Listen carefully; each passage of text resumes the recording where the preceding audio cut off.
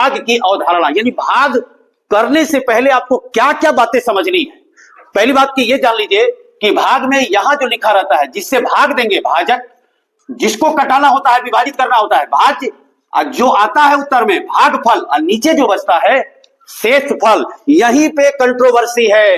ये शेषफल ठीक से समझना है हमको कि शेषफल क्या है। और जो आप भाग की क्रिया में नहीं जानते हैं उसको ध्यान से देखिए। पहली बात, शेषफल कब पहचानेंगे, कैसे पहचानेंगे, किसको शेषफल कहेंगे, और शेषफल है तब भाग का नियम क्या होगा, और शेषफल नहीं है तब क्या होगा। यानी दो चीजों पर ध्यान देना है, कब शेषफल है, कब शेषफल नहीं है। दो बातें ध्यान देनी है। और ये दो सवाल में मैं आपको बता रहा हूं, बहुत आसानी से समझने के, चुटकी बजा के देखिए यहां ध्यान से। पहला भाग मैं दे रहा हूं आपको, ये आपका 4 से मैं भाग दे रहा हूं, और ये मान लो 41 है, ठीक है। और यहां देखिए 6 से भाग दे रहा हूं, ये 39 है। दो सवाल जानबूझकर मैंने लिया है ताकि शेषफल को पहचानने में आसानी हो।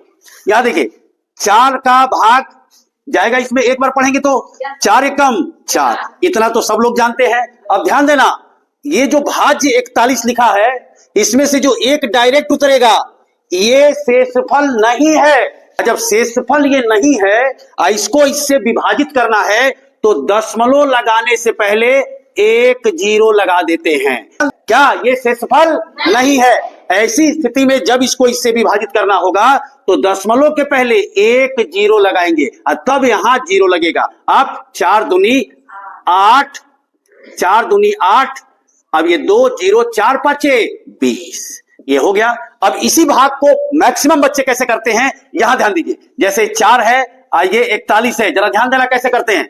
4 एकम 4, कट गया, 1 बच गया, तुरंत दशमलव लगाते हैं, 0, 4 दूनी 8, 2, फिर 0, 4 पांचे 20। ये बेटा गलत है, क्योंकि इसमें गुणा करोगे ये कट जाएगा, इसमें गुणा करोगे तो ये नहीं आएगा। कहीं पर ये देखो 6 का भाग 39 में, तो 6 का 36, घटा दिया, 9 में से 6 गया 3।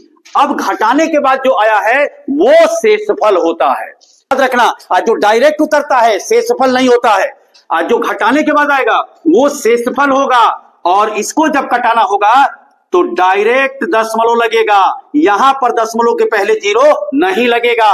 लेकिन अगर ये शेषफल नहीं है तो दशमलव के पहले जीरो लगेगा। यहां घटाने के बाद ये आया है तो ये शेषफल है, तो दशमलव के पहले जीरो नहीं लगेगा। अब आसानी से आप 6 पांचे 30, ये आपका भाग का तरीका, यानी शेषफल को पहचानना होगा। यदि शेषफल है तो दशमलव डायरेक्ट लगेगा, उसके पहले जीरो नहीं लगेगा, और यदि शेषफल नहीं है तो दशमलव के पहले जीरो लगेगा। आई बात समझ में? क्लियर है?